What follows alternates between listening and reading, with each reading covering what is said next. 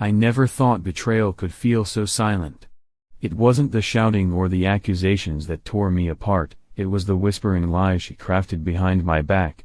Every "I love you" felt like a dagger, and every kiss became a distraction from the guilt that hung heavy in the air. I caught her red-handed, entwined in the arms of another man, and in that single moment, my world shattered. The woman I had vowed to protect was the one who was destroying everything we had built together. Now, I found myself adrift in an endless storm of deceit, haunted by the question of how long she had been laughing at me behind my back. The path I was running on was mostly dry, with the large puddle at the bottom of the hill not as muddy as it often was. Sunlight filtered through the trees, illuminating sections of the trail, creating a serene atmosphere that I usually would have savored. On a different day, I might have enjoyed the warm embrace of early spring weather and the exhilaration of running in such perfect conditions. But today, my mind was elsewhere. The weight of my worries bore down on me, heavy and suffocating. My daughters were my first concern, their well-being overshadowing even my thoughts of Mel, my wife. For now, I chose to tuck those feelings away. I was also grappling with the burden of my business. It wasn't just my livelihood on the line, a small team depended on hardwood products for their income. I had always believed that hard work, thoughtful planning, and making good choices would lead to success. I had excelled at the first two, but I must have erred in the last one. That realization nagged at me as I continued my run, forcing me to confront a disquieting truth about my life and my marriage. As I jogged, my thoughts drifted back to St. Thomas, where it all began. Who could have predicted how our lives would turn out? Back then, I was just a small freshman, barely 5 feet tall. My mom stood at an average height, and I barely remembered my dad, who had passed away when I was 3. The few photos I had showed him as an ordinary-sized man. In gym class, I felt like a ghost among my classmates, who were all starting to grow and change. High school was a tricky social landscape. The rules had shifted, what mattered in elementary school no longer held any weight. Popularity, athletic prowess, and appearances ruled the day, and I was painfully aware of it. During that first fall, I hadn't grown like many of my classmates, and my clothes were a far cry from the latest styles. My wardrobe came from discount stores, and even those were a stretch for our budget. I couldn't complain to my mom about it. I was grateful for the scholarship that allowed me to attend St. Thomas, which my mom had found through our parish church. Many of my peers weren't Catholic, their parents had sent them to this school for the education and the prestigious reputation that came with private schooling. At first, I felt like an outsider. My financial struggles and mismatched clothing only amplified my sense of isolation. A small group of other misfits seemed to notice me, but I kept my distance, fearing association would only bring more ridicule. I tried out for sports, hoping to find a way to fit in. Football was the first opportunity, but I was often overlooked by the coaches and my peers because of my size. However, I worked hard. I was quick, clever, and I never gave up. Over time, the coaches began to recognize my potential. I didn't start, but I got some time on the field and performed well. When winter rolled around, basketball season began. One of the assistant football coaches, who also coached wrestling, encouraged me to try out for the wrestling team. He insisted I had the strength and determination for it, but my heart was set on basketball. I loved the game, despite being shorter than most players, which made it tough to stand out. Still, I was determined to make the team. In basketball, defense is all about effort, and that was something I could give in spades. During tryouts, I focused on making it difficult for the taller players as they brought the ball up, forcing them into mistakes.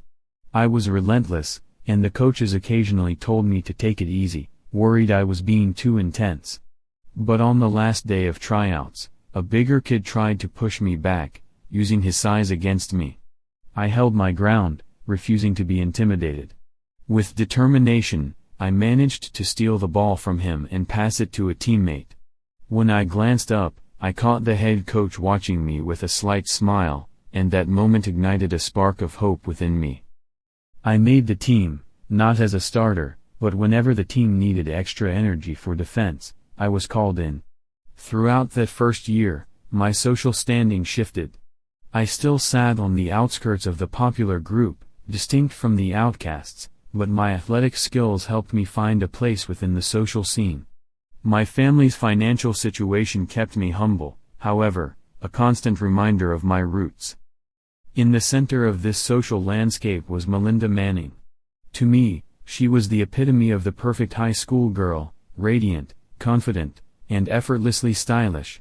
Her parents dropped her off at school in a nice car, and she always surrounded herself with a tight-knit group of fashionable friends. It was clear Melinda was a queen among us, and though the freshman boys had their own ranks, we were far from her level. I found solace in being near her, reveling in the glow of her popularity from the edges of my own social bubble. To maintain my scholarship, I needed to keep my GPA above a 3.25, a responsibility I took seriously for my mom's sake. I dedicated myself to my studies, usually maintaining a GPA close to 4.0. I learned early on that hard work and focus could lead to success. By the time I was a senior, I finally experienced my growth spurt, reaching 6 feet tall and weighing a solid 168 pounds. I played safety on the football team, finally earning a starting position. Though I wasn't starting in basketball yet, I was one of the first players off the bench. In that world of high school trials and triumphs, Melinda became a constant presence. I was captivated by her, and our lives intertwined in ways I could never have foreseen. The memories flooded back as I ran, mingling with the current pain of betrayal, reminding me of the dreams I once had and the love I thought we shared. How had we ended up here, in this place of silence and deceit? And as I moved forward, I couldn't shake the feeling that perhaps I had never truly known her at all. As I watched the players being called from the bench during practice, I couldn't help but reflect on how our football team was doing relatively well, while our basketball team faced a more challenging road ahead. Other private schools often recruited exceptional athletes from nearby cities on sports scholarships, but St. Thomas mostly offered academic and need-based scholarships. This put us at a disadvantage in competitive sports, particularly basketball. I was known among my friends, which gave me a chance to be closer to Melinda. There were moments when I'd catch her eye, and a flutter of excitement would rise in my chest each time. By her senior year, she had blossomed into someone truly captivating, radiating grace and charm that made it hard to look away. Every fall, St. Thomas hosted the Sad Hawkins dance, a quirky tradition where girls invited boys to attend with them. It might seem outdated now, but there was something special about it that I always looked forward to. The year before, I had gone to the dance with G, who had asked me out, and we had an unforgettable time together. As the dance approached, I heard whispers that Melinda had invited a student from Morningside, a public school known for its strong athletic reputation. His name was John Pierre Terry, a name I recognized all too well. He was a renowned athlete, especially when it came to basketball. In fact, Morningside had already beaten us in football earlier in the season, even without him on the field. At first, I hadn't planned to attend the dance. But on the Thursday before the event, Taylor Pilkington, one of the popular girls and a member of Melinda's circle, invited me to be her date. I was ecstatic, it felt like a dream come true. Even though it was last minute, the thought of going with Taylor lit a spark of hope within me. I started daydreaming about how wonderful it could be, us enjoying our senior year together, maybe even attending the same college. But by Friday, I learned more about my date with Taylor, and my hopes quickly deflated. She had originally asked a guy named Eric, a friend of John Pierre's, but he had canceled just days before the dance, claiming he'd be out of town. With few options left, Taylor turned to me, and I felt a mix of disappointment and determination. I thought maybe I could impress her at the dance, which lifted my spirits just a bit. When the night finally arrived, the atmosphere was vibrant and full of excitement. The dance itself was fun, but it became painfully obvious early on that there would be no romance blooming between Taylor and me. Upon our arrival, she cheerfully said, Thanks, Kevin, for bringing me. You're a good friend." With that, she gave me a quick hug and dashed off to find her friends. Any lingering doubts about her feelings vanished in an instant. I was merely a backup date, someone she had turned to at the last minute. Later, I settled down at a table with Taylor and her friends. To her credit, she shifted a bit to make space for me, showing some kindness, but I still felt the distance between us. At the table, I noticed Melinda and her date, Jean-Pierre. Melinda looked stunning that night, her hair framed her face beautifully, and she wore a chic black top that accentuated her features. Her bright eyes were locked on Jean-Pierre, who stood tall, around 6'4" or 5", I guessed. He had a strong build and a warm, friendly smile that seemed to draw everyone's attention. As the night unfolded, I danced with Taylor a few times, along with some other girls. When I took a break, I noticed a bit of chaos erupting on the dance floor. I glanced over to see Taylor looking distressed. My heart raced as I made my way toward her, noticing a larger guy gripping her arm and speaking loudly. The boy she had danced with earlier seemed to retreat, uncertain about what to do. "Let go of her," I called out, feeling the adrenaline kick in as I stepped closer to the scene. Taylor was clearly uncomfortable, telling the guy, "Eric, let go of me. I'm not dancing with you." But Eric, with his annoying grin, wasn't listening. It became clear he was Taylor's original date, and she wanted nothing to do with him now. "Take it easy, man," I said firmly, hoping to defuse the situation. But Eric continued to hold on to Taylor's arm. "Hey," I shouted louder, feeling the heat of the moment. "Let her go." I grabbed his hand and yanked it away from her. Finally noticing me, Eric's angry gaze shifted my way. "Who the hell are you?" he barked, his irritation bubbling over. He tried to push me away, but I was ready.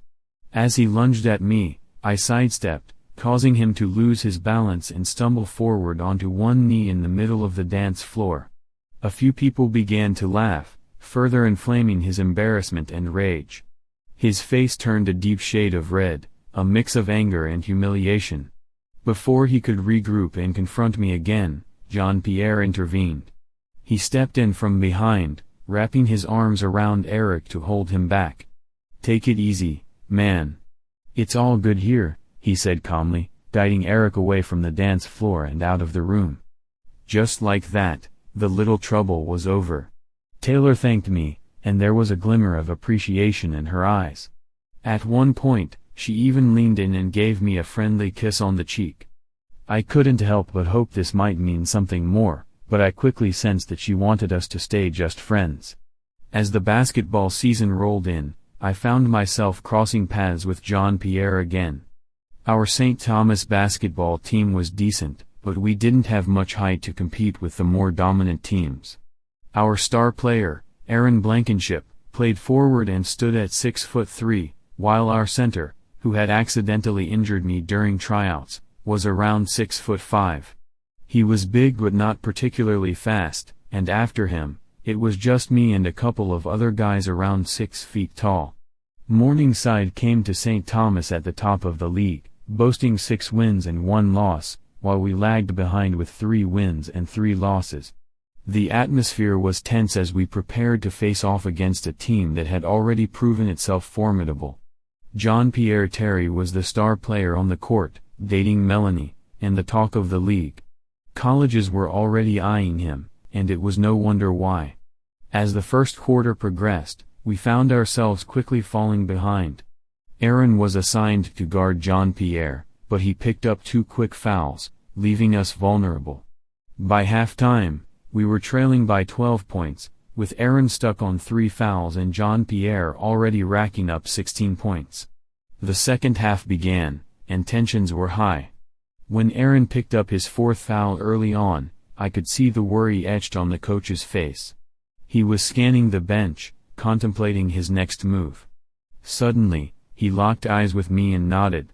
My heart raced. Was he really looking at me? "Gerard, get ready to come in," he called, breaking the silence. I felt a surge of adrenaline as I heard the announcer say, Kevin Gerard now in for Aaron Blankenship. I rushed onto the court, adrenaline pumping through my veins as I prepared to guard Jean-Pierre.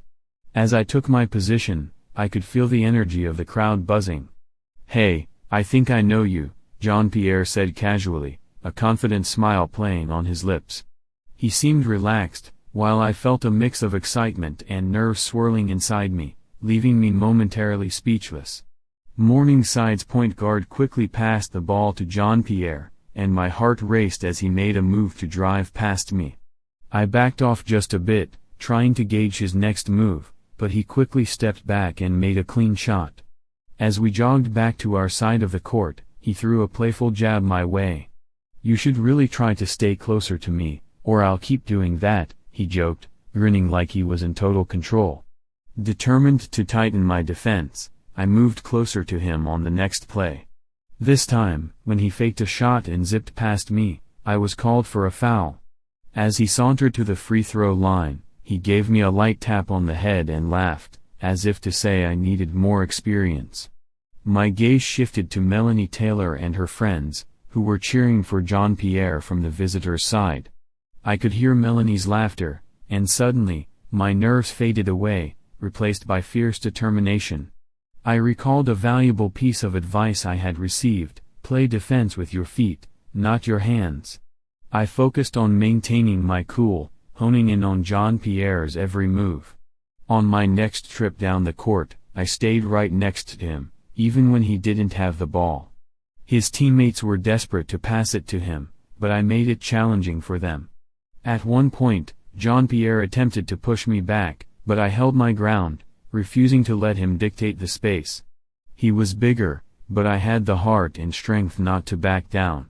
As the game progressed, Jean-Pierre seemed to lose his laid-back demeanor. The score started to close in, and suddenly we were only 10 points behind. Then, in a pivotal moment, Jean-Pierre got the ball again, and I managed to strip it away from him as he turned, annoyed. "Foul," he yelled, but the referee called it all ball. By the start of the fourth quarter, the game had tightened further, with St. Thomas trailing by just 8 points. Miraculously, Jean-Pierre hadn't scored since his free throws in the third quarter. My defense was working wonders, and I could see the frustration building in him. As we moved into the middle of the fourth, I decided to play a little mind game with him. He received the ball and went for a jump shot. I jumped with him, hands up, but as I lightly touched his shooting elbow, he missed the shot. His frustration boiled over as we raced up the court, and I caught sight of Melanie and her friends, no longer smiling but instead watching with concern. With competitive energy surging through me, I couldn't hold back the mix of emotions. "Thanks for the tips on defense, John," I said, deliberately not using his full name. "Leave me alone," he shot back, glaring at me. "I mean it, John." "It really has been helpful," I replied calmly, pushing his buttons further. He didn't respond but nudged me, trying to assert his dominance. I nudged him back, strategically moving closer to the referee along the baseline. "That last shot of yours was way off," I said with a chuckle, ensuring the referee couldn't see my little taunts. That was when Jean-Pierre snapped. He shoved me, and I stumbled back, making it look good for effect.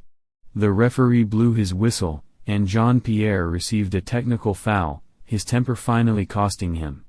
As he was escorted off the court, I laid on the floor, showcasing my acting skills. Our eyes met for a fleeting moment, and despite my exaggerated expressions of pain, I couldn't help but let a small smile slip through. After Jean-Pierre was kicked out, I glanced over to where the visiting fans had been sitting.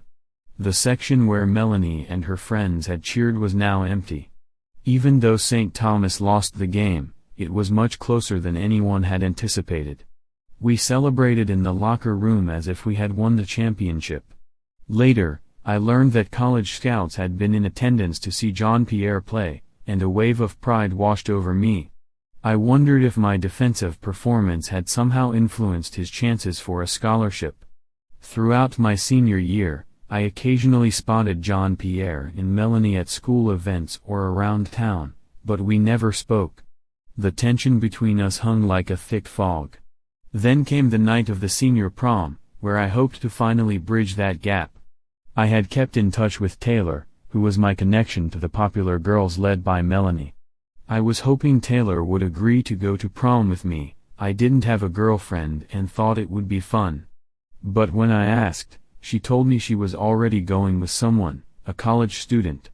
I felt deflated, convinced I might miss out on one of the biggest nights of high school.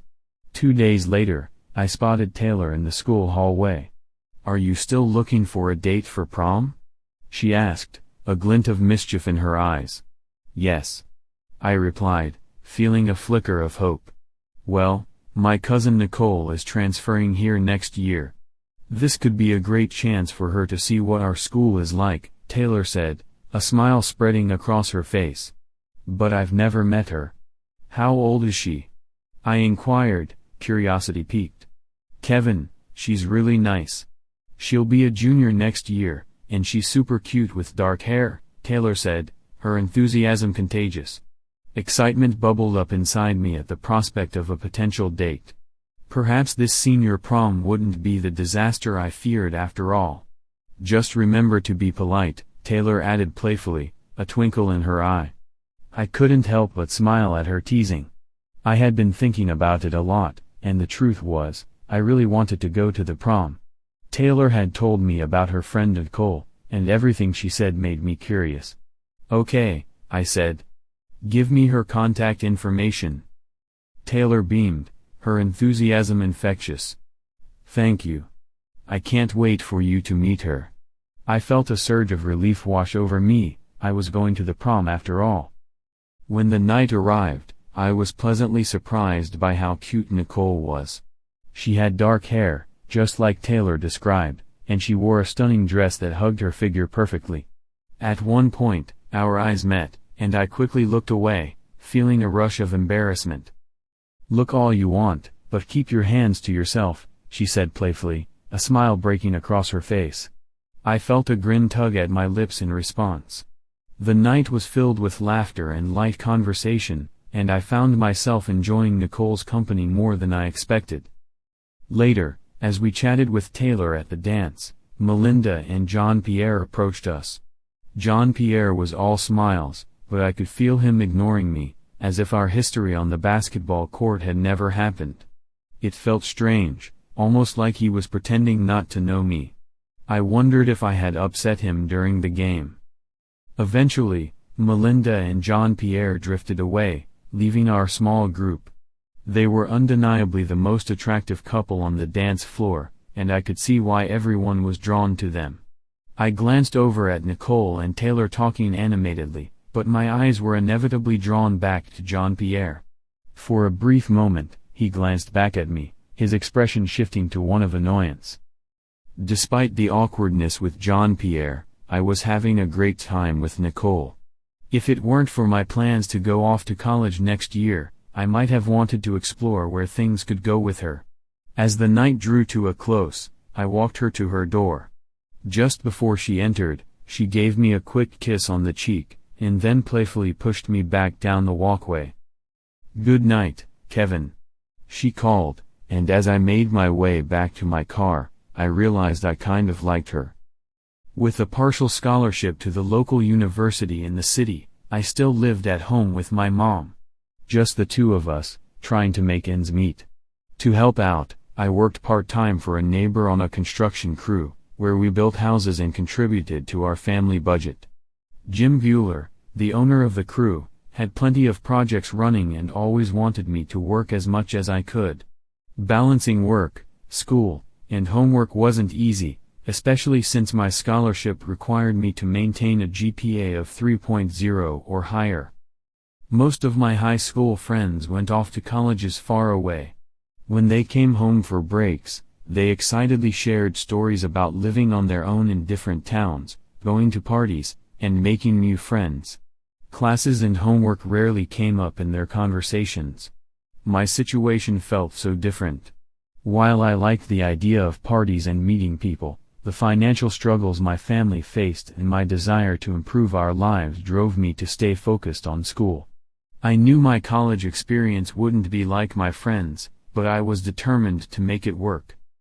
During college, I did go on a few dates, but my social life was pretty dull. I attended classes, did my homework, lived at home, and worked at Jim's construction company. That was my routine for 4 long years. By my senior year, I had a GPA of 3.2, decent but not enough to attract much interest from graduate schools. I was getting tired of school, too. My old pickup truck, with over 200,000 miles on it, had seen better days, and the driver's seat was so worn out that I felt like I was sitting on the floor. I was ready to start my career and earn some money. In the spring of my senior year, our college hosted a job fair. Companies set up booths, and students roamed around looking for job opportunities. I focused on 3 companies, Farm and Life Insurance, Procter & Gamble, and Van Duyn Forest Products. I liked these companies because they seemed genuinely interested in me. After the job fair, I left with contact information from representatives at all 3 companies. As I thought about my options, I quickly crossed off the insurance company. It just wasn't for me. Strangely, I never heard back from Procter & Gamble, leaving me with Van Duyn Forest Products as my only option. Van Duyn was a big company that sold many building materials, including lumber from their own forests. I set up a meeting with a representative to talk about their products, job openings, and opportunities. After our conversation, the representative mentioned a position for an assistant product manager in Southern California. That sounded perfect to me. I was excited at the thought of moving away from my small hometown in the Pacific Northwest. After several interviews, I received a job offer from Van Duyn, which I happily accepted. I finished my spring term, and by the end of June, I was ready to start my new role as Assistant Product Manager for Import Products at the Orange County office of Van Duyn Forest Products. I couldn't wait to begin. My boss, Henry Proudfoot, was a seasoned product manager. At first, he seemed a bit tough and not very supportive. I had some background in lumber from my time at the construction company, but Henry made things tricky. I quickly grew frustrated. I was eager to excel and put a lot of energy into my work, but early on at Van Duyn, I felt like I was falling behind. After a particularly difficult week, I decided to go for a long run on the beach in Orange County. As I ran along the shoreline, I reflected on my struggles at work and recalled how I had faced and overcome challenges in my life before.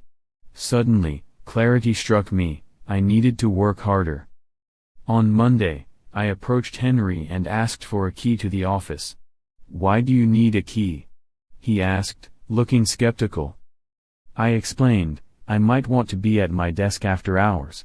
After a moment's hesitation, he handed me a key.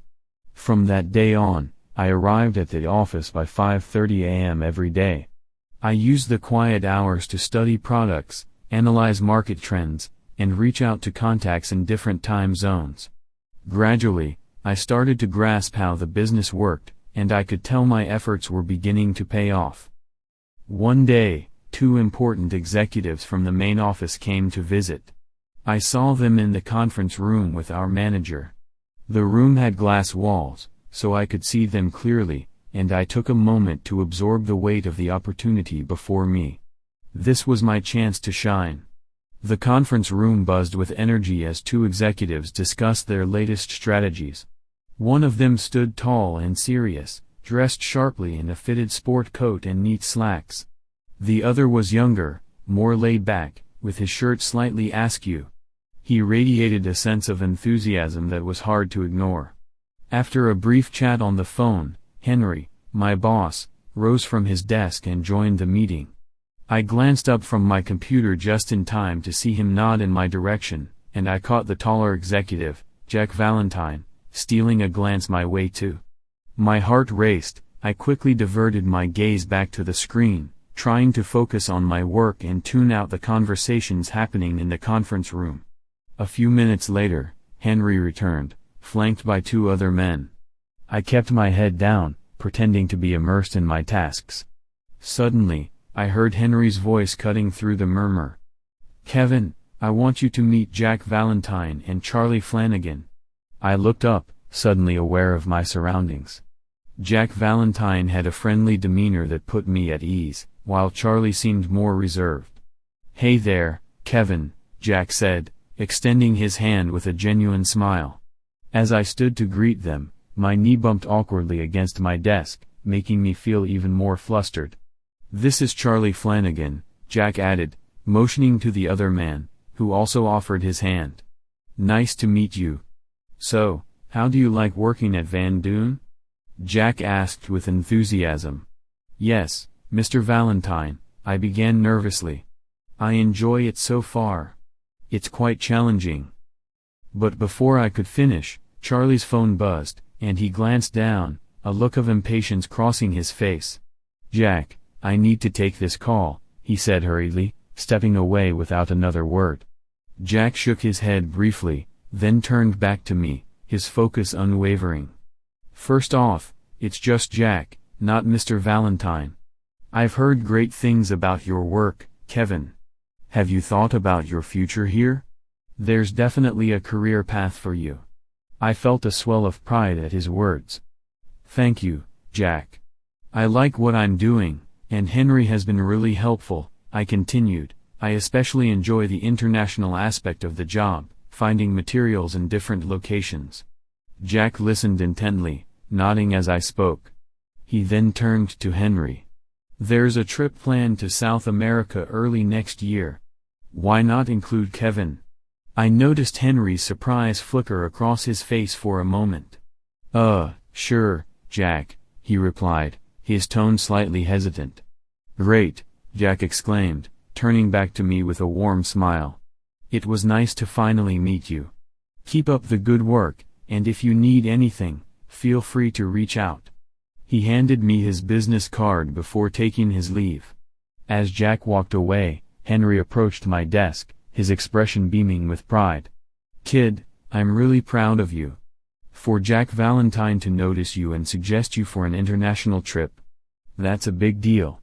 And if you shine, it reflects well on me too." "Thanks, Henry. I really appreciate all you've done for me," I replied, feeling grateful for his support. "Just remember," he said with a playful grin, giving my shoulder a light tap, "don't mess it up." With a smile lingering on my lips, I couldn't help but feel excited about the recognition from Jack Valentine. But as I reflected on the encounter, my thoughts briefly shifted to Charlie Flanagan. I hadn't spoken much to him, but something about him set off an uneasy feeling in my gut. I couldn't quite put my finger on it, I just didn't feel comfortable around him. Work was going well for me at the Orange County branch of Van Duyn Forest Products. I made it a point to arrive early each day and put in the extra effort. My hard work paid off, and by the end of the third quarter, I received a bonus of $2,500. My job life was good, but my social life felt a bit uneven. I occasionally hung out with a few younger colleagues. On weekends, we would hit up the bars in Huntington Beach or Laguna Beach, enjoying the vibrant nightlife. One Friday evening, a coworker named Tim casually mentioned that a vendor, Julia Mitchell, was taking the team out for drinks after work and invited me to join. I had seen Julia around the office before, and she certainly stood out.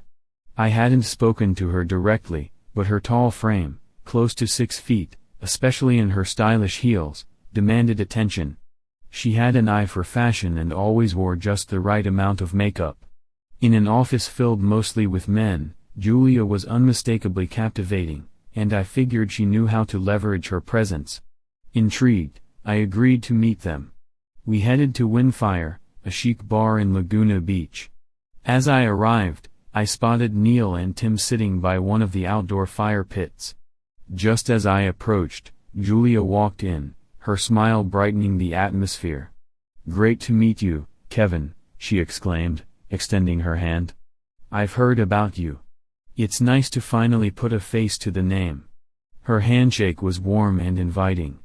"Yeah," Neil chimed in, "Kevin's doing really well at Van Duyn. He's meeting all the important people." Julia's eyes sparkled with interest. "Really? That's impressive," she said, leaning in slightly. Before I could downplay my achievements, Tim jokingly added, "Oh come on, don't be modest." Suddenly, Julia's focus shifted back to me. "So, what do you do at Van Doon?" Before I knew it, we were engrossed in conversation, just the two of us by the fire pit. The night passed quickly as drinks flowed and laughter filled the air. At one point, I noticed someone had ordered food, but the details were a blur amid the lively atmosphere. Neil and Tim drifted away, but I barely noticed. Julia was effortlessly captivating. She asked about my job, my interests, and my life outside of work. Not only was she stunning, but she was also incredibly intelligent and genuinely interested in what I had to say. I hadn't dated much since moving to California, but as the night progressed, it became clear that I was developing feelings for Julia that I hadn't anticipated. As the evening began to wind down, I finally spoke up, chuckling a bit. "Well, I've lost track after my third drink. I really shouldn't drive back to Buena Park. I should just order an Uber," I said, rising to my feet. "Why not come over to my place instead? I can make you a coffee." "It's just 3 blocks away," Julia suggested, her eyes sparkling with mischief. The idea made sense, especially since retrieving my car in the crowded beach area would be a hassle.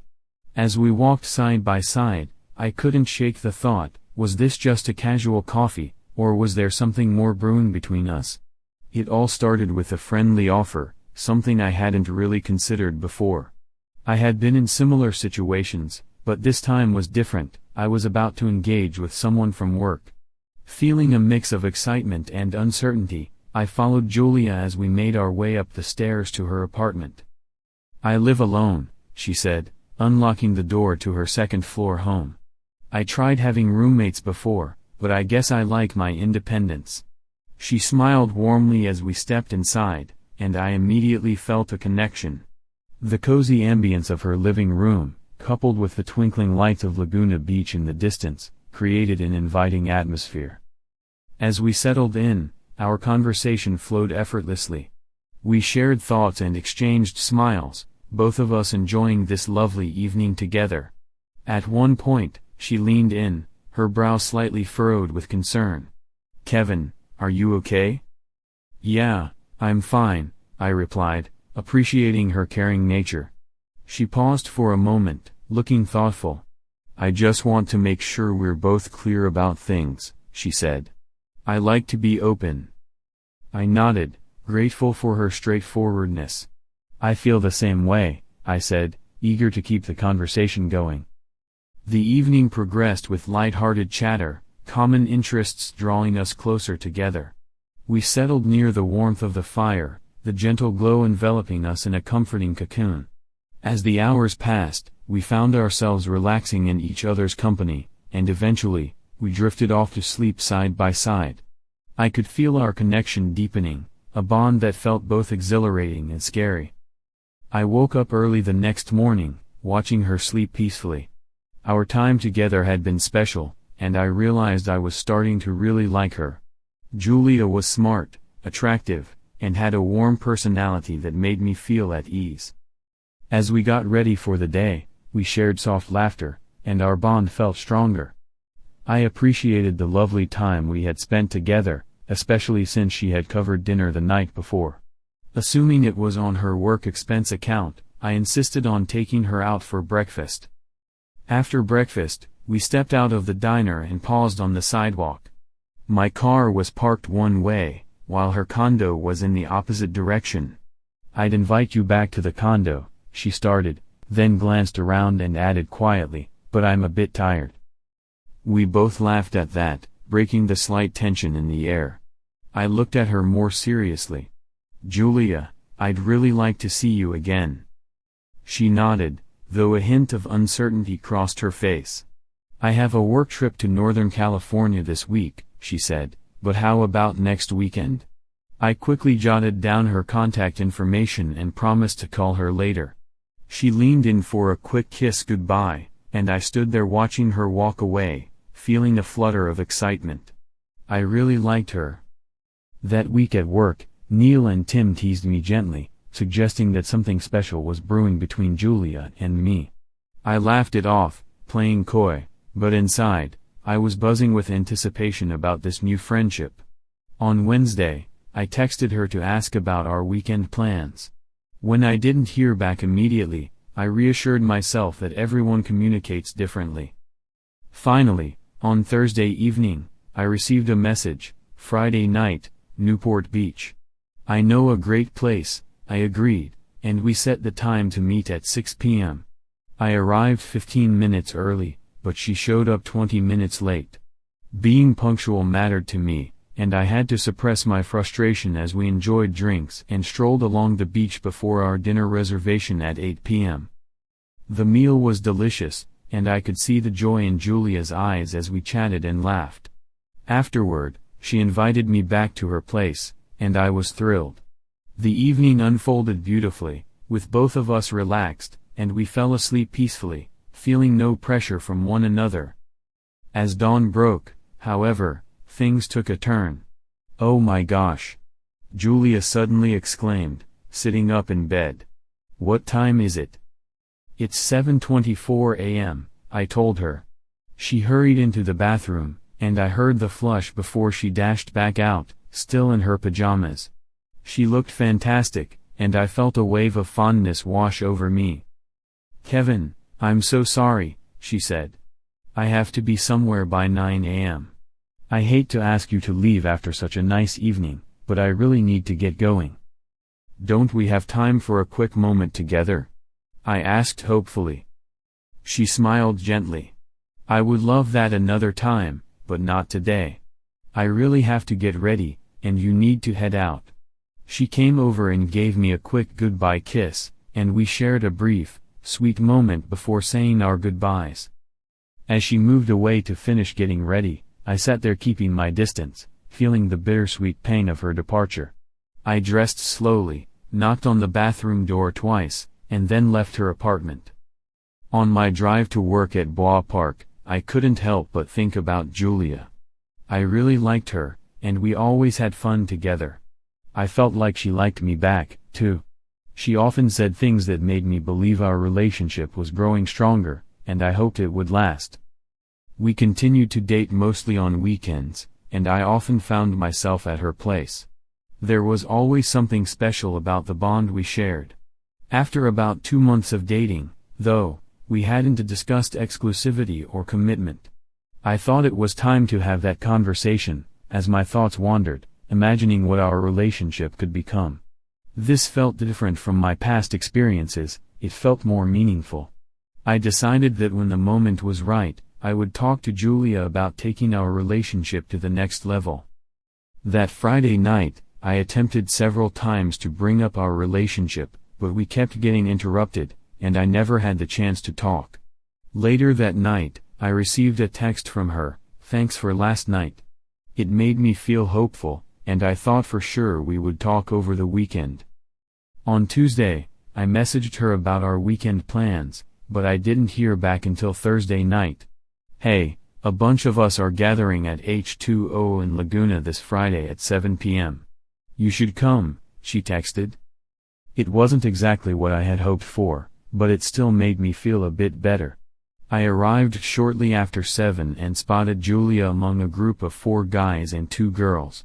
She introduced me to everyone, and they seemed friendly, but I couldn't shake the feeling that I needed to talk to her about us soon. The anticipation built within me as the night wore on, hoping for the chance to take our relationship to the next level. As the night wore on, I found myself increasingly aware of the distance growing between Julia and me. She was surrounded by a group of guys, one of whom seemed particularly well off and was capturing a lot of her attention, much like I once did. I tried to engage with the others, but my heart was set on spending more time with her. At one point, I took a chance and followed her to the bathroom, lingering close by as she emerged. "Hey, you," she exclaimed, her bright smile lighting up the dimly lit hallway. "Are you having a good time?" "I can think of a way for us to have even more fun," I replied playfully, hoping to steer our conversation in a flirty direction. She shot me a teasing push, a playful glint in her eye, before turning back to rejoin the group. I felt a pang of disappointment but followed her nonetheless. The clock was ticking, past 11 p.m. and I knew I couldn't stay at Julia's much longer. I had a 20-minute drive back home, and I was starting to feel the weight of the evening pressing down on me. As I glanced around, I noticed the group starting to break up. My hopes for a deeper connection with Julia flickered back to life, only to fade just as quickly when she asked, "Kevin, James knows where there's a party. Please come with us." By that point, I was feeling pretty worn out from the evening. The people were nice, but all I wanted was to spend quality time with Julia, and it was becoming clear that wasn't going to happen. "Thanks, but I think I'm going to pass," I said, trying to keep my tone light. Julia gave me a quick hug before heading off with her friends, leaving me alone with my thoughts. The drive home was filled with frustration. I liked Julia, but I began to realize I wanted something more than what she seemed to want. It wasn't her fault, we hadn't had a talk about being exclusive yet. Still, I hoped our connection was more than just a casual fling. As I pulled into my apartment complex, I felt a sense of loss about what seemed like the end of our brief relationship. I guessed that, like many people, Julia wanted to keep her options open. The week felt like it was her turn to reach out to me, but my phone buzzed often with messages that were never from her. For the first time in almost 2 months, I spent a weekend without her. While out jogging that weekend, I scolded myself for letting my hopes run away with me. I had done this before, first with Taylor in high school, and now with Julia. I thought we had something real, but it seemed we were on different wavelengths. I promised myself to keep my expectations in check for future relationships. Monday morning arrived, and I was back at work, still mulling over thoughts of Julia. My preoccupation began to fade as I focused on my tasks, only to be interrupted by Henry and a few others arriving just before 8 a.m. "Hey, do you have a passport?" Henry asked, catching me off guard. "No, I don't," I replied, puzzled. "You're going to Brazil in 7 weeks. You need to get that sorted," he said, and suddenly my melancholy thoughts about Julia vanished. I was going out of the country for the first time. The prospect was thrilling. I decided to get my passport right away and began researching the area we would be visiting. I called a senior manager from our headquarters to gather more information. It turned out we'd be based in Paranagua and would travel into the rainforest by car and boat. We were set to meet with plantation owners, including members of the local indigenous people from the Tuna tribe, some of whom spoke Portuguese and English. As I dug deeper, I learned about the tropical hardwood we sourced from Brazil, which was popular in the building industry. But I also understood the concerns surrounding deforestation in the rainforest. There had to be a way to balance timber harvesting with environmental protection. As the trip to South America approached, I maintained my long hours at work and continued researching the area we'd be visiting. A few weeks before our departure, I was engrossed in an article about the Tuna tribe when I noticed someone standing by my cubicle. I looked up and saw Julia. "Hey there." She greeted me, her bright smile warming the chilly office air. She looked fantastic, and for a moment, all those memories of our past connection rushed back. "Hi, Julia," I said, feeling a mix of excitement and anxiety. I stood up and reached out my hand for a shake, but she surprised me with a hug instead. "I was just chatting with the team about some new projects we're working on and wanted to say hello." "It's been too long," she said, her eyes sparkling with genuine warmth. "I know," I replied, the words tumbling out before I could think. "I'm going on a trip the week after next, and we've both been so busy." "I know, right?" She agreed, her expression understanding. "I think we all are." "Well," she said, glancing back toward her team, "call me sometime." With that, she turned to walk away. "I will," I answered, though uncertainty lingered in my mind. She looked back, her brow slightly furrowed as if wondering why I felt so distant. I valued my friendship with Julia, but I wanted to clarify what we meant to each other, which might not align with her perspective. Reminding myself to keep my expectations in check, I resolved to take things slowly in any new friendships. Soon enough, I found myself on a flight to Brazil. It took all day to reach Paranagua, and the next day, we would travel up the river to the plantations. There were 4 of us from Venin, myself, 2 senior buyers from Tacoma, and a seasoned product manager from Denver named Francisco, or Marm for short. Marm spoke Portuguese and had valuable contacts in Brazil. The first several days were spent visiting different plantations. We stayed in simple but comfortable accommodations. Unfortunately, one of the buyers from Tacoma fell ill and had to return home. Despite the circumstances, I loved being in Brazil. It was thrilling to learn about new products while immersing myself in the local culture and stunning scenery. The tropical rainforest was nothing short of mesmerizing. I tried to absorb as much as I could about the area, despite having heard about the challenges facing the rainforest and the basic living conditions of its inhabitants. None of that bothered me. I was genuinely enjoying my time. On our next to last day, we ventured deep into the forest to meet the indigenous Tuna people. As I approached them, I noticed they were smaller and had darker skin than the other Brazilians I had met. They wore clothes that appeared to be a mix of various styles. That night, we stayed in the Tuna village, where they hosted a dinner that promised to be both memorable and enlightening. As I settled into the rhythm of our large community, I learned that the hardwood harvested from the tuna plantations was highly sought after, though it came at a premium price. Its quality made it a desirable product, but the costs of harvesting and shipping posed significant challenges. At dinner that night, we gathered around a large wooden table, the 3 of us from Van Doyne, our Brazilian agent, and about a dozen members of the Tuna tribe. I found myself sitting next to Merchim, and on my other side was an elder of the tribe named Mafi. With a warm, welcoming smile, Mafi introduced himself, his grip firm as he shook my hand. "I am Mafi," he said, his English a bit choppy but comprehensible. Over the meal, Mafi began to share stories about his life and the profound changes the Tuna were facing. Development was coming, and with it, the need for the tribe to find a way to adapt while preserving their rich traditions.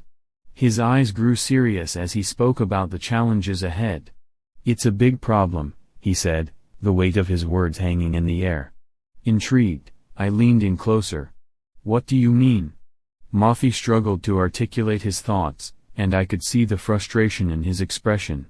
After dinner, he brightened up, saying, "I'll show you."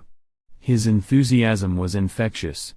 We stepped outside the large communal building where we had dined, the cool evening air wrapping around us. Mafi led me along a winding path beside the river. As we walked, I caught sight of a cluster of children playing happily in a clearing nearby. Their laughter echoed through the air, a stark contrast to the gravity of our earlier conversation. Mafi guided us up some wooden steps and opened the door to a small room. Inside, simple beds were scattered across the floor, with a curtain dividing the space in half. "Girls on this side," he pointed, "boys on the other." Suddenly, everything clicked into place. With so many children and not many adults around, Mafi was talking about orphans. "Mafi," I asked gently, "why are there so many?" His demeanor shifted. For the first time, his smile faded. "Kevin, life for the Tuna is hard. Parents often leave us too soon. We have to take care of the children," he explained, his gaze heavy as he looked at the kids playing. As we walked back, Mafi shared that they needed more support for the children in their village. Selling timber was one of their few sources of income, but it wasn't enough. "We also need to plant more trees," he said earnestly. "We need trees for the children's future." I nodded, my mind racing with thoughts about Mafi and the Tuna tribe. Despite their hardships, the laughter of the children filled me with hope and inspiration. When we returned to the camp, Mafi invited me into his small home. It was cozy and exceptionally clean, filled with simple but meaningful touches that reflected his pride in his living space. He handed me a slip of paper with his email and phone number written on it. I was taken aback. I hadn't expected him to have internet access. "There's an internet cafe in Abidos," he explained, pointing eastward with enthusiasm. "In return, I gave him my Van Doyen business card. We embraced in a friendly hug, and I made my way to my lodging for the night. For hours, I reflected on the tuna tribe, Mafi, and the orphans.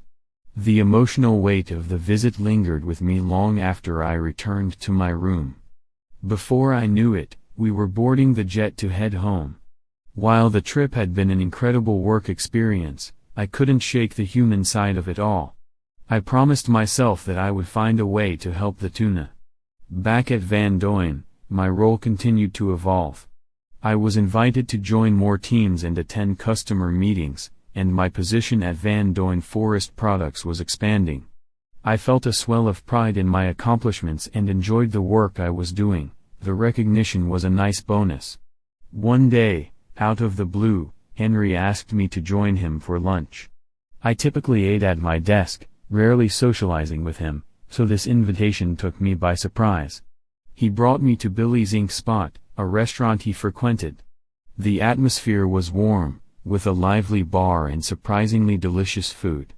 "Kid," he said, still calling me that affectionately, "I've been hearing some good things about you." "What kind of things?" I asked, a hint of nervousness creeping into my voice. "Relax," he replied with a chuckle. "I'm hearing good things. Don't be surprised if you get a call from Jack Valentine about a job opportunity at corporate." My heart raced at the thought. "They like you, kid. They want to help you move up fast." As I sat there, absorbing his words, I realized how far I had come. I knew I was doing well, but the prospect of a promotion this soon caught me off guard. I enjoyed my job and appreciated the people I worked with.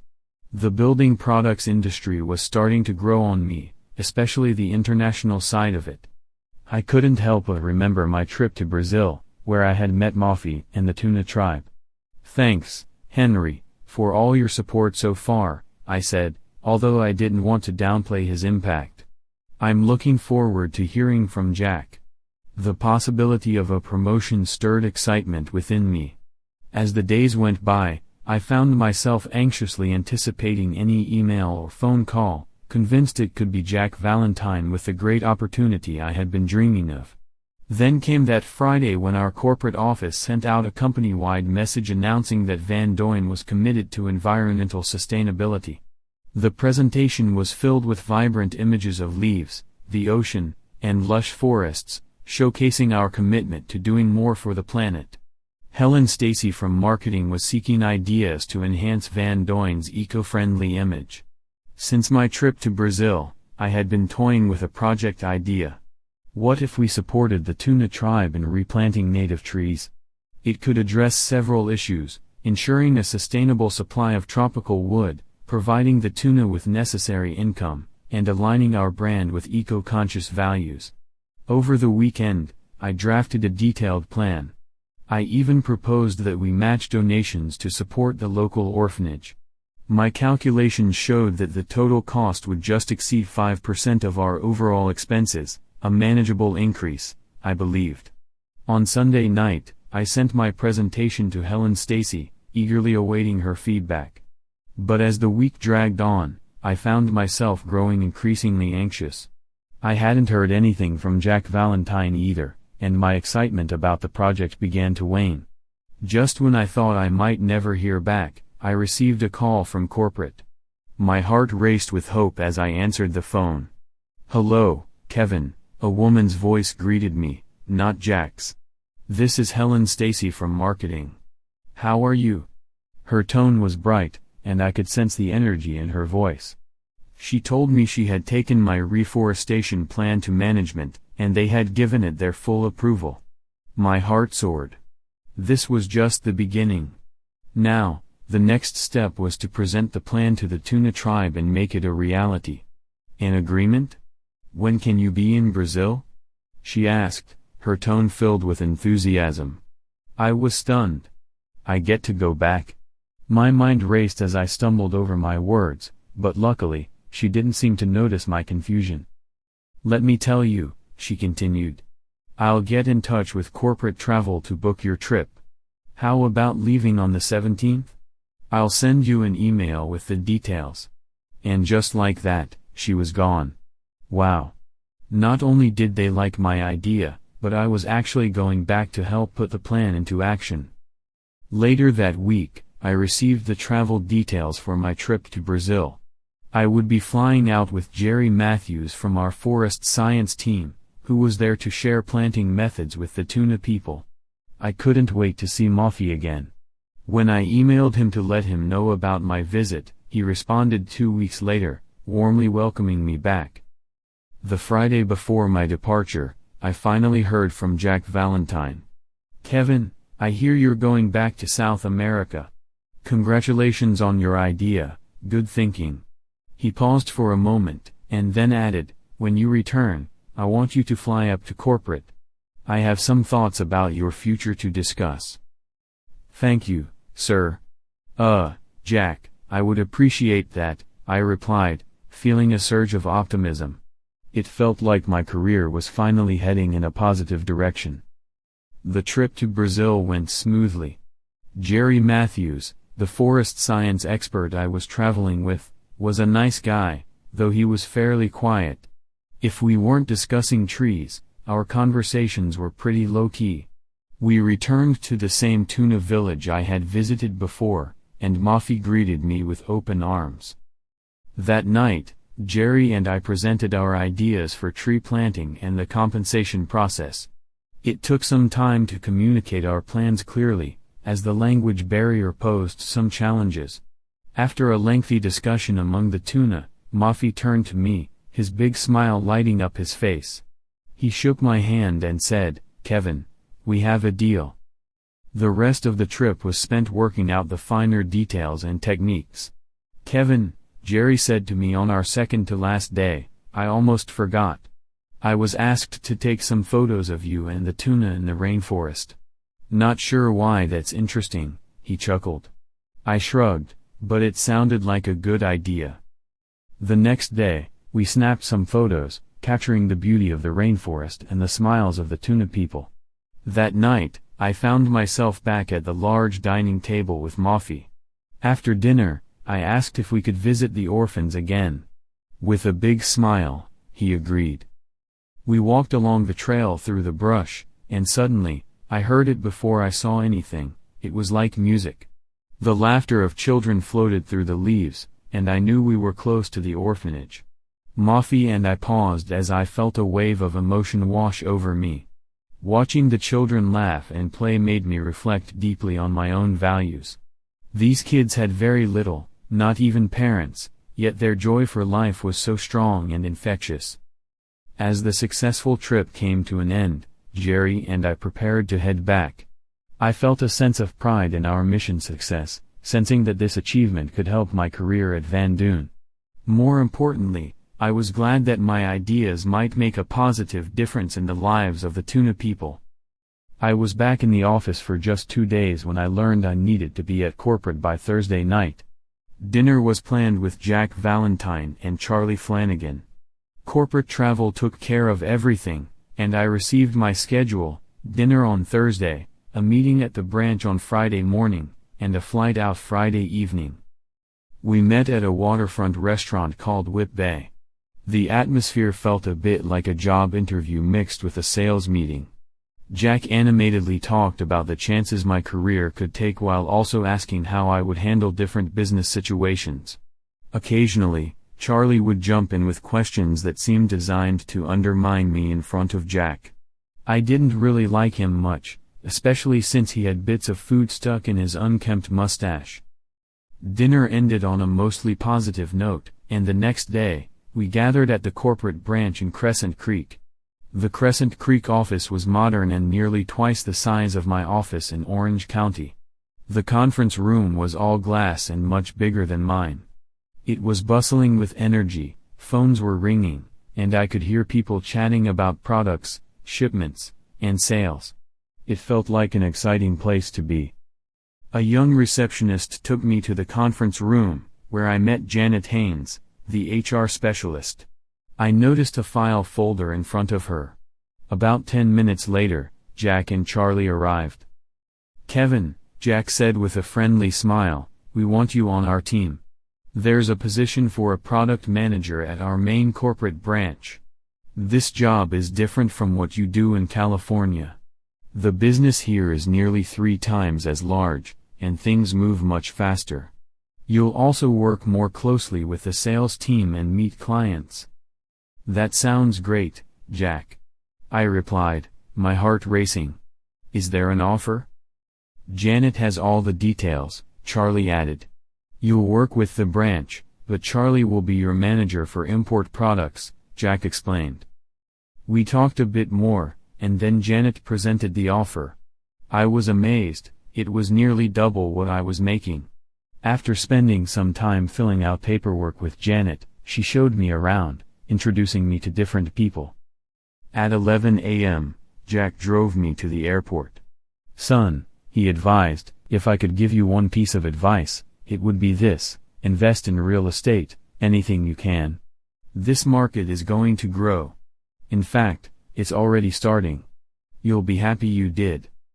We arrived at the airport quickly, and after exchanging handshakes and good wishes, I set off to start fresh in California with Van Dune Forest Products. The next 3 months flew by in a whirlwind of activity. Before leaving Orange County, I took Jack's suggestion to heart and reached out to a real estate agent in Crescent Creek. They organized a farewell party for me back in Orange County, and to my surprise, Julia showed up. At one point, she asked for a ride home. I felt a flicker of temptation, but I decided to keep things professional and focused on my new beginning. After saying goodbye to Melinda, I promised to get in touch the next time I was in town, fully aware that I probably wouldn't. When I finally arrived, I bought a house in Wildwood, just a stone's throw from my old high school, St. Thomas. The drive to my new office was a mere 15 minutes, even with the occasional traffic jam. The house had 2 bedrooms and a bathroom, plus a dry, unfinished basement that had great potential. Structurally, it was sound, but it needed a lot of work, and the yard looked like it hadn't been tended to in years. To my surprise, when I closed on the house, I discovered that the listing agent was none other than Melinda Manning, someone I remembered from high school. At first, she didn't recognize me, but I could see the moment it dawned on her. "Kevin," she exclaimed, her face lighting up. "Hey, we went to high school together, right? Do you remember me?" "Hi, Melinda," I replied, feeling a wave of nostalgia wash over me. "Of course, I remember you." We began reminiscing about old classmates and shared memories, and I found myself enjoying our conversation more than I expected. "Let's grab a soft drink or a coffee after we finish here," she suggested, her smile brightening the moment. I quickly agreed, excited at the prospect of catching up. There was a Starbucks just a block away, and I couldn't wait to see where this conversation would take us. As we walked over, I noticed that Melinda looked different from how I remembered. She was still strikingly pretty, but her face had filled out a bit. She caught me glancing and smiled knowingly. "I'm 3 months along," she said, and I was taken aback, confused. 3 months along? What do you mean?" "I'm pregnant," she replied, her smile widening. Surprised, I blurted out, "How did that happen?" She paused for a moment, a playful smile dancing on her lips. "If you remember from 6th grade health class, it's when a couple comes together and starts a family," she said, teasing me a little. I chuckled, cutting her off before she could continue. "Okay, I get it," I replied, shaking my head in amusement. Melinda explained that she and Jean-Pierre had married a few years after high school and already had a little girl, Esme, who was now 16 months old. "Being pregnant again was a big reason for our marriage," she added candidly. "After this baby, I'm getting my tubes tied." I was taken aback by how open our conversation had become. Back in high school, we'd rarely spoken. She had always seemed more popular than I was. Now, here we were, discussing such personal details of her life as if we were old friends. "What does Jean-Pierre do?" I asked, expecting to hear that he had a high-powered job. "Well, he's selling cars at Katie's right now," she replied, her gaze dropping as if avoiding my eyes.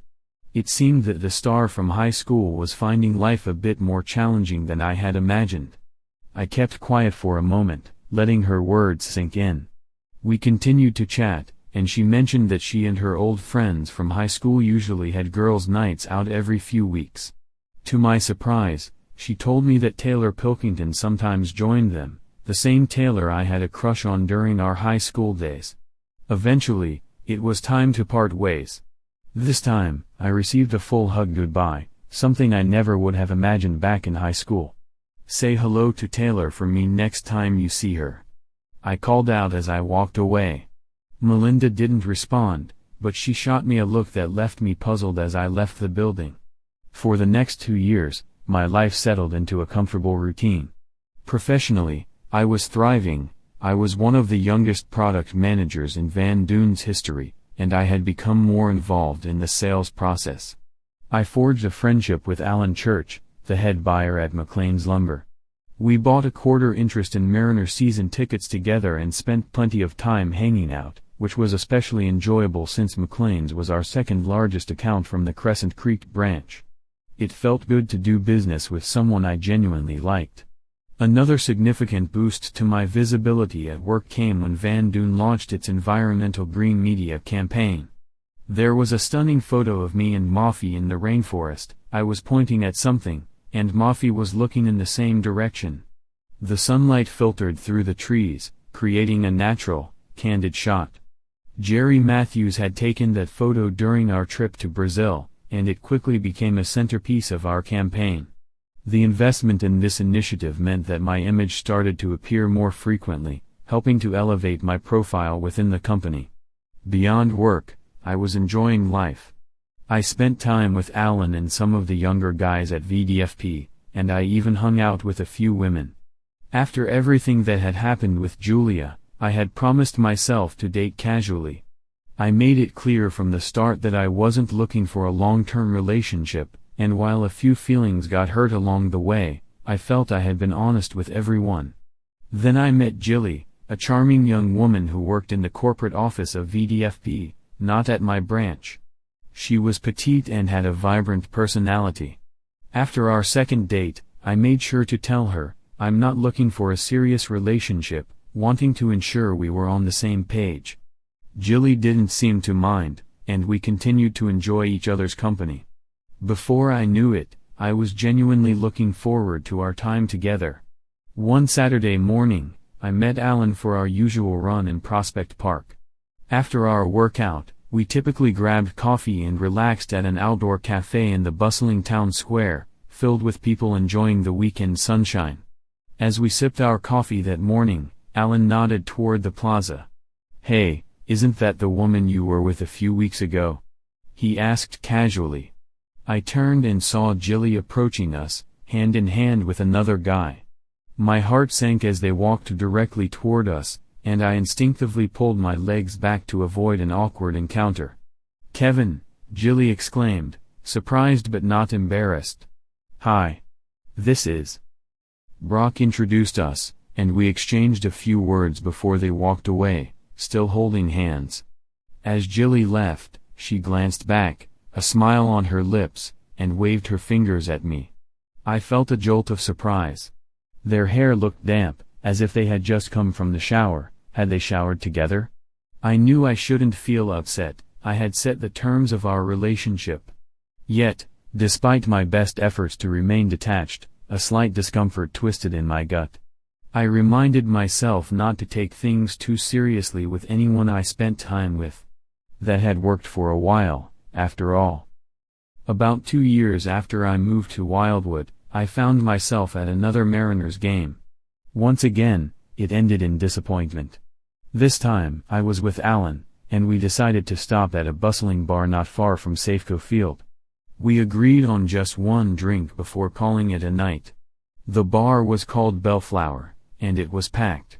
We found the only empty seat at the bar and settled in, discussing the game and what went wrong. Shortly after we arrived, I noticed a group of women at a booth across from us. In the dim light, I didn't recognize them right away, but there was something oddly familiar about the group. After a moment of squinting, I realized that the blonde was Taylor Pilkington. I couldn't see Melinda, but her unmistakable voice drifted across the room. This had to be the girls' night out she had mentioned. Feeling bold, I walked over.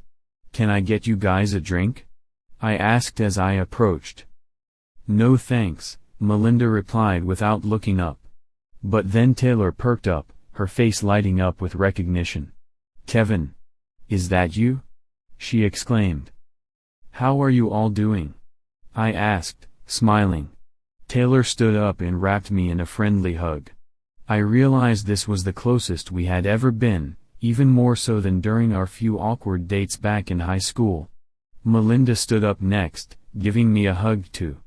She seemed to be having a good time, and despite the Mariners' loss, I hoped the night would turn out well.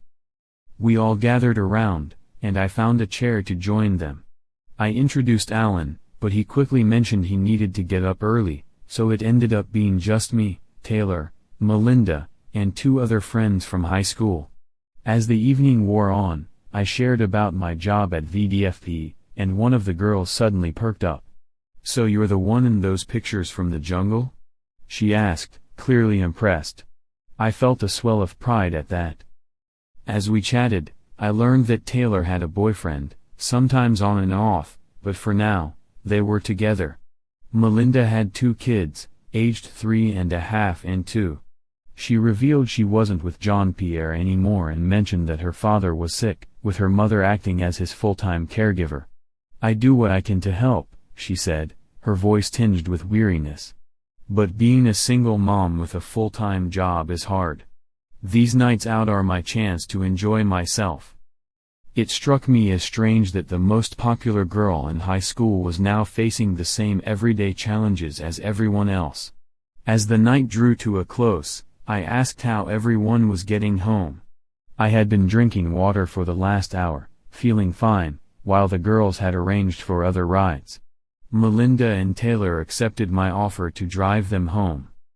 On the way, I dropped Taylor off first at her apartment. "Thanks for the ride," she said, and as I held the door open, she gave me a warm hug. I couldn't help but feel a pang of regret, too bad she had a boyfriend. Next, I drove Melinda home, which wasn't far from my place. As I stopped in front of her building, she sank into the passenger seat, hesitating. Melinda," I said gently, "you're home."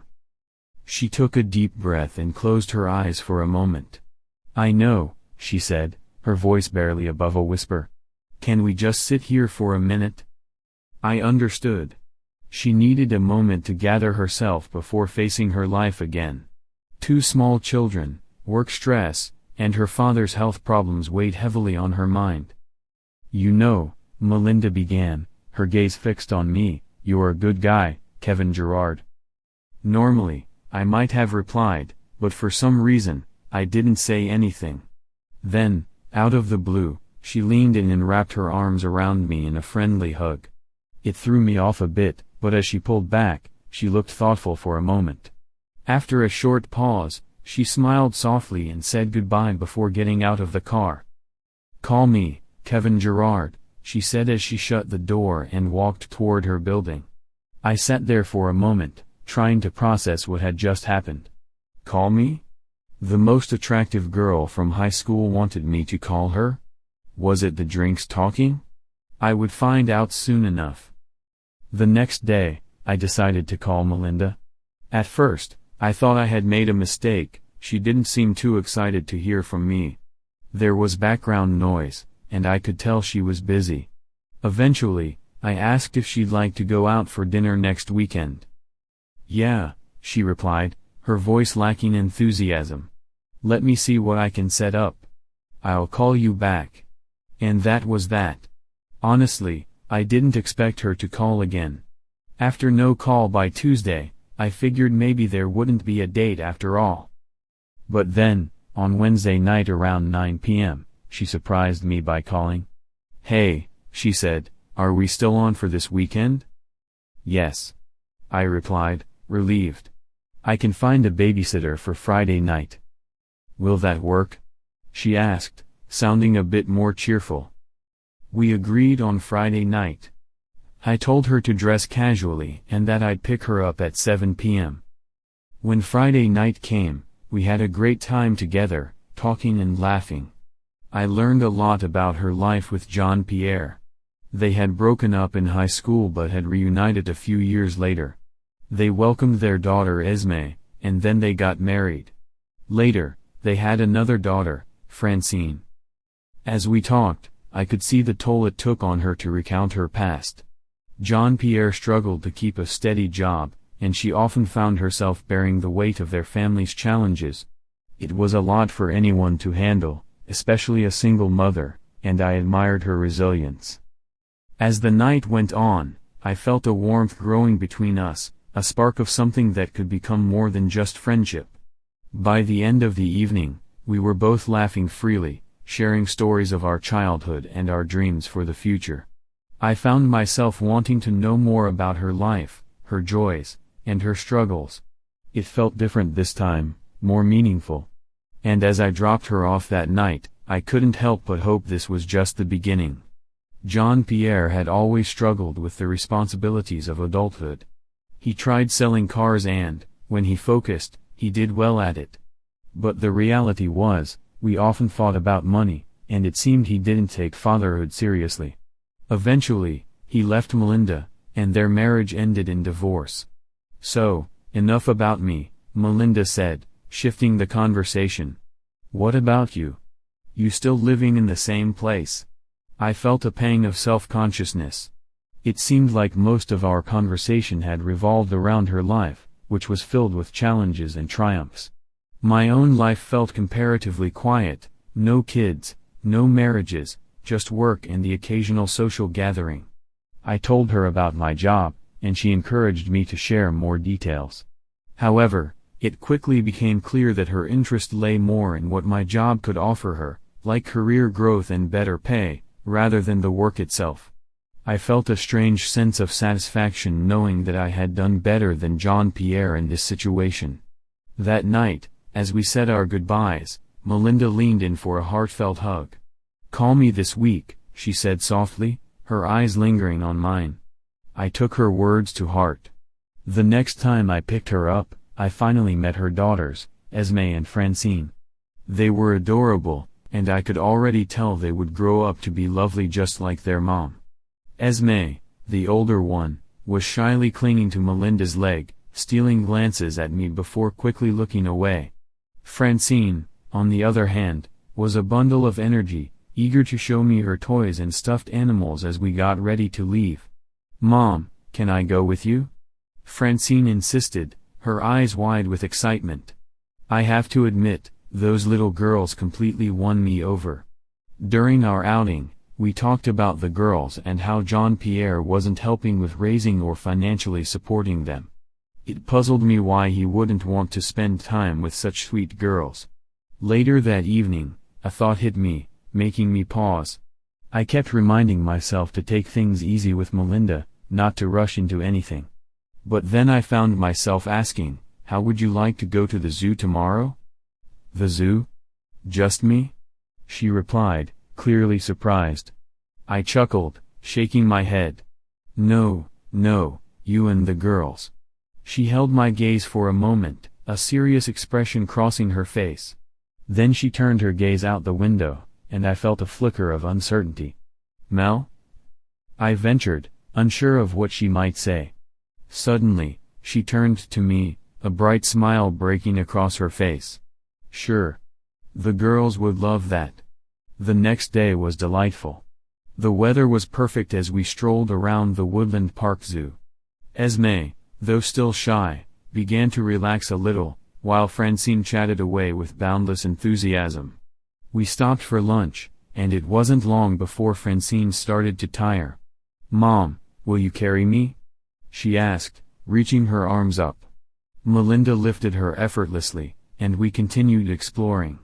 After a while, I felt a tiny hand slip into mine. I looked down to see Esme smiling up at me, her earlier shyness fading as she walked beside me. I couldn't help but smile back. I kept reminding myself to take things slow, but joy bubbled up inside me as I spent time with Melinda and her adorable daughters.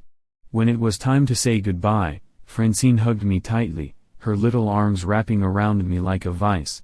As I bent down to say goodbye to Esme, she shyly hugged me too, and I couldn't stop grinning. The biggest surprise came when I went to say goodbye to Melinda. I knew there wouldn't be a big farewell with the girls around, but when she said goodbye, I noticed tears shimmering in her eyes as she smiled at me. It was a small gesture, but it felt significant, and I suddenly felt like I was getting in too deep. That week at work was busy, and I found myself wandering through the warehouse, a habit I had developed over time. I liked checking inventory in person rather than just relying on my computer. As I looked around, I spotted some low-quality lumber in a bin. Curious, I bent down to inspect it better, but as I did, I felt a twinge in my lower back.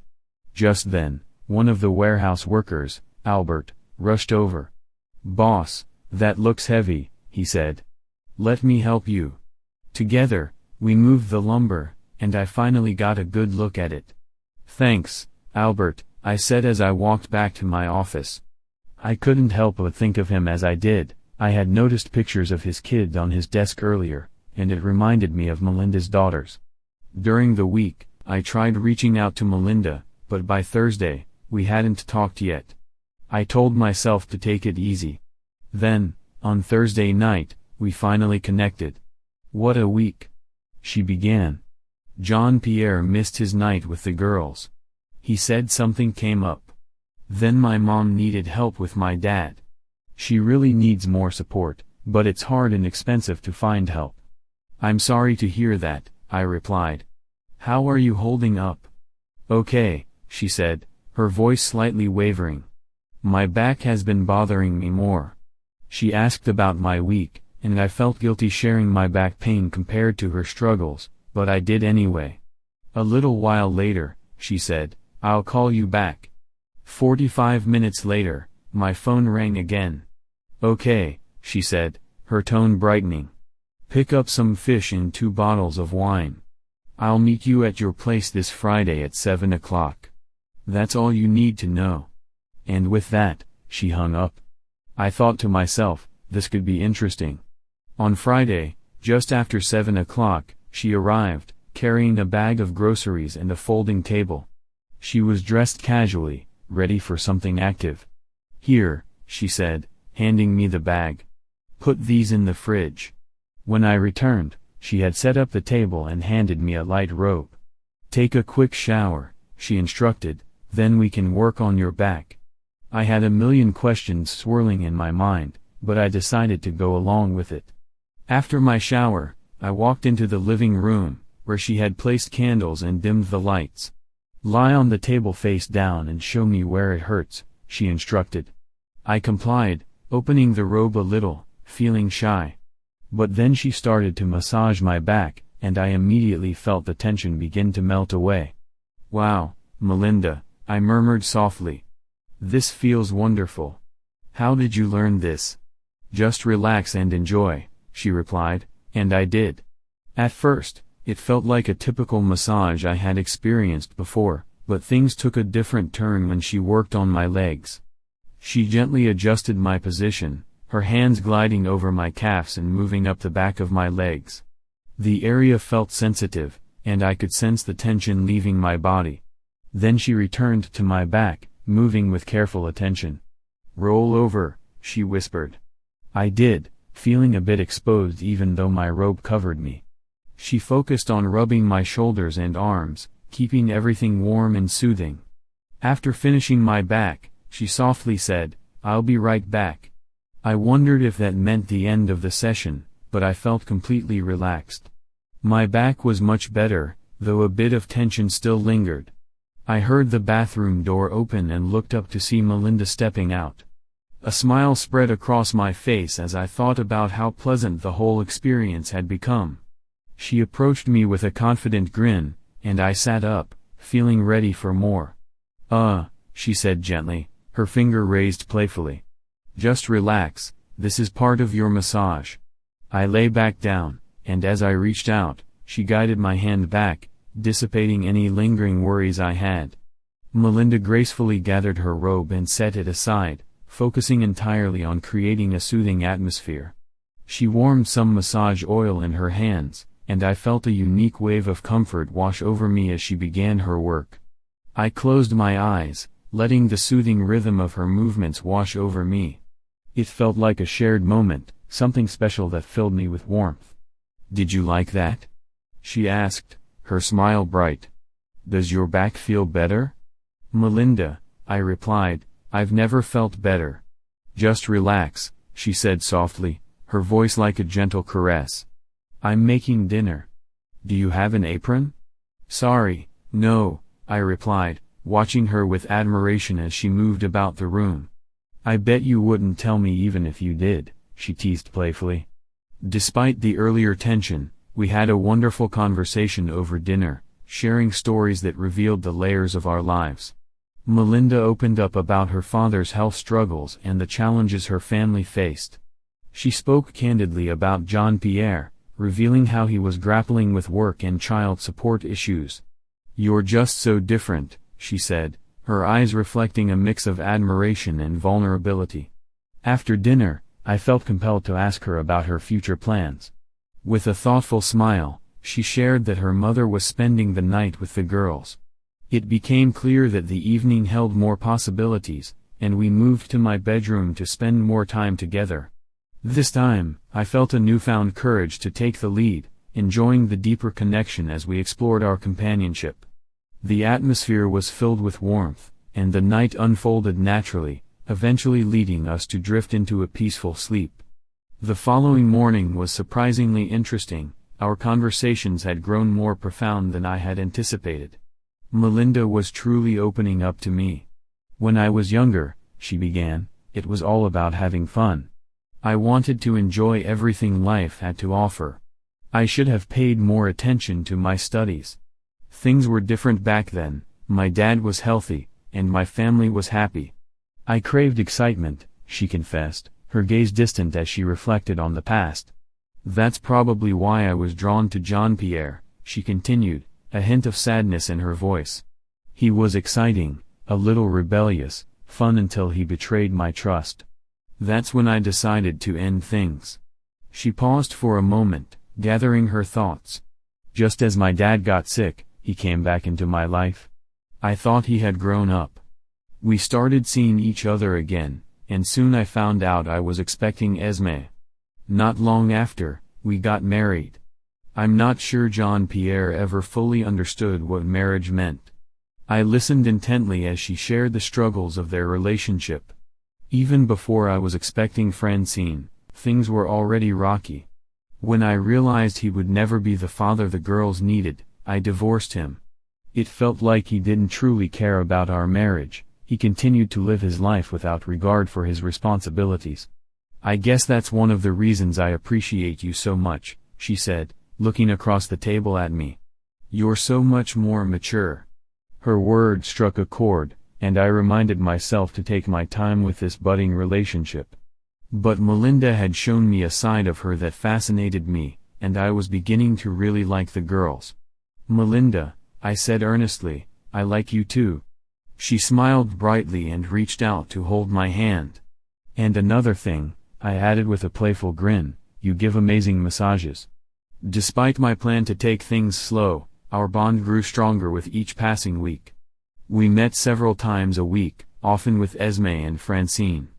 I noticed that Esme was slowly starting to open up to me, while Francine was full of energy and life. I learned that Jean-Pierre was supposed to visit the girls every Tuesday evening. Sometimes he showed up, and sometimes he didn't. When he did, Melinda and I often took the opportunity to have a night out together. One Tuesday night, we planned to walk to a local place called the Woodpecker. Jean-Pierre was supposed to pick up the girls at 6 p.m., and I arranged to meet Melinda at 6:30. When I arrived, however, I was surprised to see Jean-Pierre leaving without the girls. Concerned, I walked up to their unit and noticed the door was slightly ajar. I knocked softly and stepped inside, only to find Melinda sitting on the couch in tears, her eyes red and puffy. "What happened?" I asked gently, wrapping my arm around her in a comforting gesture. She spoke through her tears, explaining that Jean-Pierre had come in upset. Melinda had asked him about his overdue child support, which escalated into a heated argument.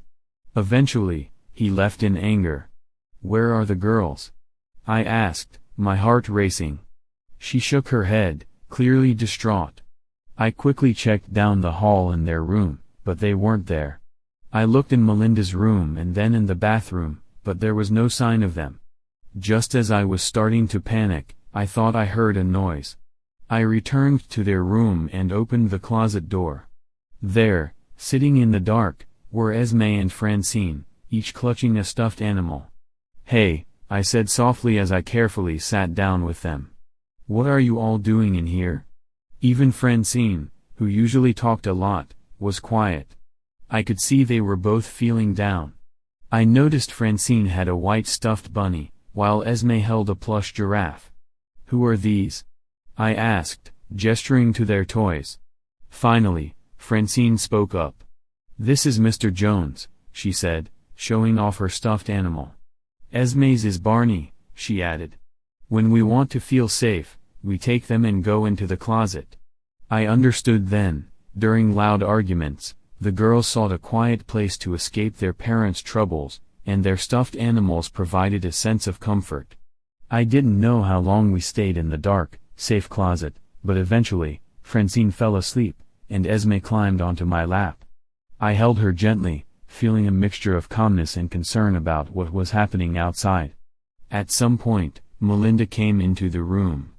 She made a soft sound, and I looked up to see her smiling sadly at us in the closet. The light from the hallway illuminated her tear-streaked cheeks. I didn't know everything that was going on, but I understood one thing: even amidst my own feelings, I had to be there for Melinda and the girls. As worries faded, I found myself deeply committed to Melinda and her family, especially to the girls. Over time, we grew closer, and I began to feel like a genuine part of their lives. Melinda and I still enjoyed many nights out together, and with each passing day, our connection became even stronger. But the real bond was forming among the four of us, as we began to resemble a family. I often invited Esme and Francine to join us on outings, and Melinda noticed how close I was becoming to the girls. "I think you're only with me because of Esme and Francine," she would tease with a playful smile. We'd share a laugh, but sometimes I could sense a hint of jealousy in her voice. Despite the occasional awkwardness surrounding Jean-Pierre, who seemed to pop in and out of their lives, I felt that we were forging something special. It must have been fall that year. I remember that night vividly. We were at my place, the air crisp and chilly, signaling that winter was approaching in the Pacific Northwest. I had lit a small fire in the fireplace, and after a quiet moment together, we leaned back against the couch, mostly silent, entranced by the dancing flames. "I really didn't think my life could change so much," Melinda began, breaking the silence. "There were many times when I thought I'd made a mess of things, having the girls so young, dealing with Jean-Pierre as a bad father and husband, and then my dad's illness while my mom took care of him. Those few hours every few weeks for girls' nights out were the only fun I had." I felt it wasn't the right time to speak, so I stayed quiet. Then she gently squeezed my hand and said, "You came into my life and made my world so much brighter. I'm so much happier now, and the girls are too. I just wish I had gotten to know you better in high school." I understood her sentiment. The reason was clear, but I kept it to myself. I realized that my calm nature was a stark contrast to the excitement that Jean-Pierre had brought into her life. I felt happy that she cared for me, but a small worry lingered: would my steadiness be enough for her in the future? Suddenly, those worries vanished. "I know it's usually done the other way around," she began, looking me straight in the eye with a determined expression, "but I'm not going to wait. Kevin Gerard, will you marry me?"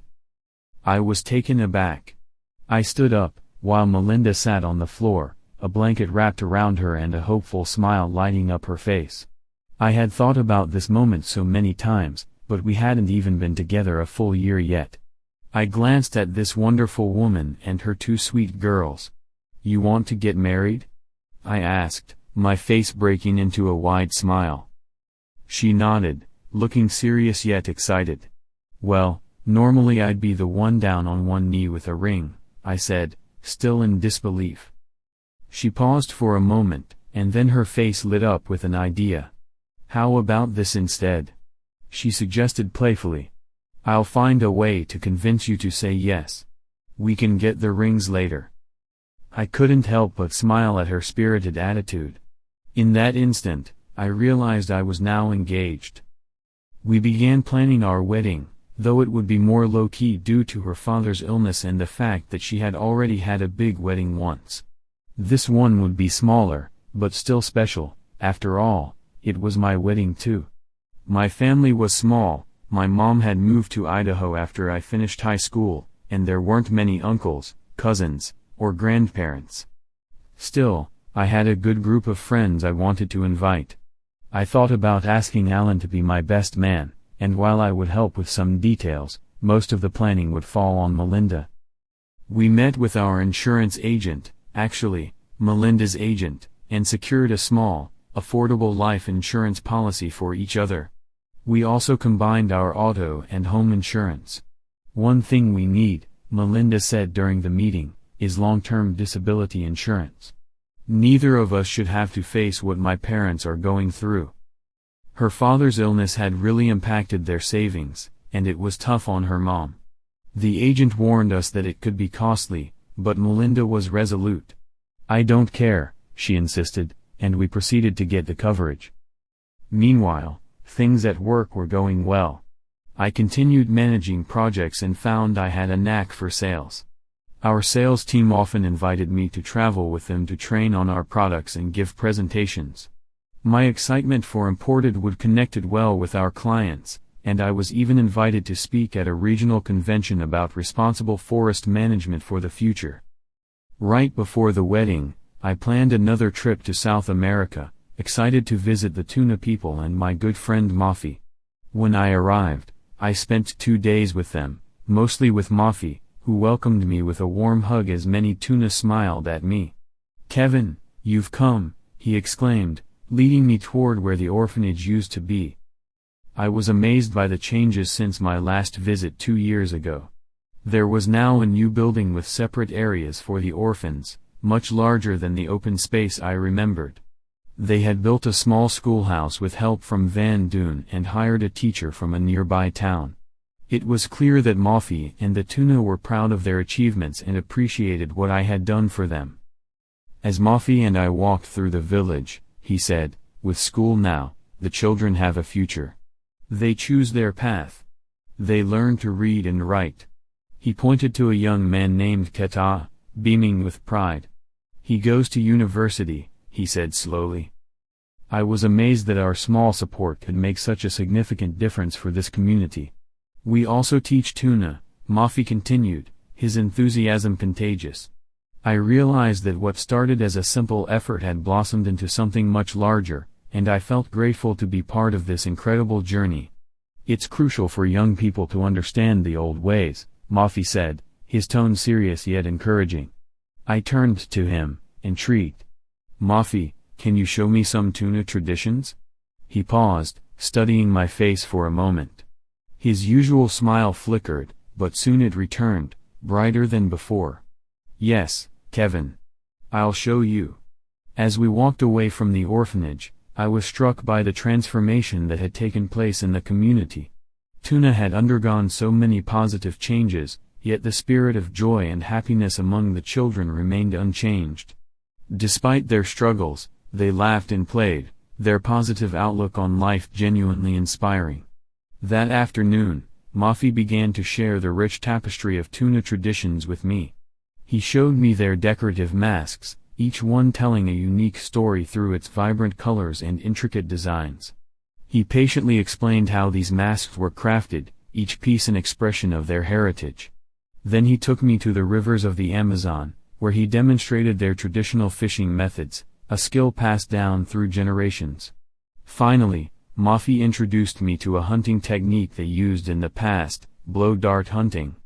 "We take a liquid from the comba frog," he explained, "and apply it to the dart." He showed me how to handle the blow dart, his shot hitting a tree 20 yards away with precision. The liquid from certain frogs helps catch larger animals, he added. Later, I learned that the frog responsible for this potent liquid was called phyllobates. There was a real art to blow dart hunting. I took a turn, and while my aim was far from perfect, Muffy chuckled at my attempts. By the end of our session, I managed to hit a tree about 5 yards away. He also taught me how to measure the right amount of the frog liquid based on the size of the animal I was hunting. What happens if you don't use enough on the dart? I asked, curious about the implications. The animal doesn't die, he replied, a serious look on his face. It just sleeps with its eyes open. I found it intriguing that this method could temporarily immobilize an animal without harming it.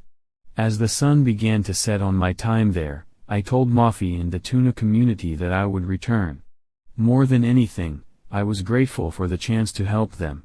When I got back home, I had just a few weeks until my wedding.